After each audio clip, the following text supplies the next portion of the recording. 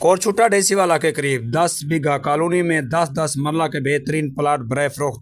Colony का बेहतरीन बड़ा रोड, सेवरेज का बेहतरीन निज़ाम, बिजली सहूलत मौजूद, मस्जिद और सफाई सुथराई का ख़ास इंतज़ाम, बेहतरीन मुख्तलिफ़ किस्म के पौधे लगे हुए हैं।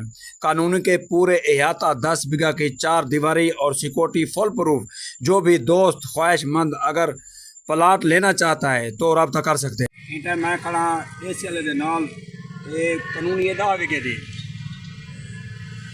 दादा मरले दे अलहदा प्लाट बने कड़न ये विका हुआ जेरा दोस्त गिनन चाहते वीर गिनन चाहते प्लाट ये वासिफ भाई मुंशी नहीं तो दे ये वासिफ भाई ने पूछते हैं ये खूबसूरत प्लाट खूबसूरत कानूनी ये कहती है और कितने कितने प्लाट फरोख्त हैं।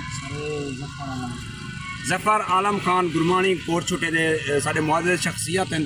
उन्हें एक कानूनी बनाई है आवाम वास्ते बेहतरीन कानूनी और साफ सुथरा माहौल। ये अंदर भी माहौल मैं तो आपको दिखे ना जुल के और ये फ्रंट पैच है ये भी विका हुए तो सब मौजूद हो किमें किमें प्लाट बड़े पैन ये इलाका दस दे केरे इलाके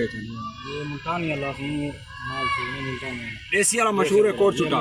कोरछुट्टा देसी वाले नाल मुल्तानी वाला उनके नाल ये कानूनी 10 विगे दी इतना सस्ते बारहत प्लाट मिलते हैं और दादा मरले दा बेहतरीन प्लाट बने हुए है। जेरा दोस्त गिनना चाहे रब्ता करे सो रहत मिल वैसे बेहतरीन लोकेशन है। तो दिखेंगे आओ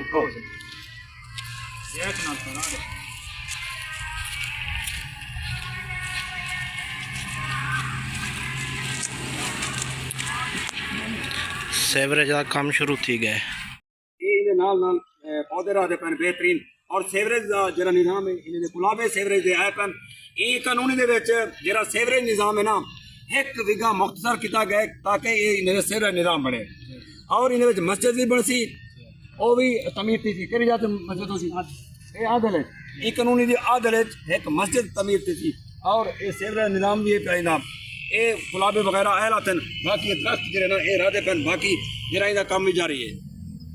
ये रोड भी पक्का बनती ना ये रोड पक्का रोड बनती ये कितनी फुट है रोड 55 फुट का रोड भी है सिक्योरिटी का निज़ाम भी होती था। ये भी प्लाट तले लाया प्लाट इधर प्लाट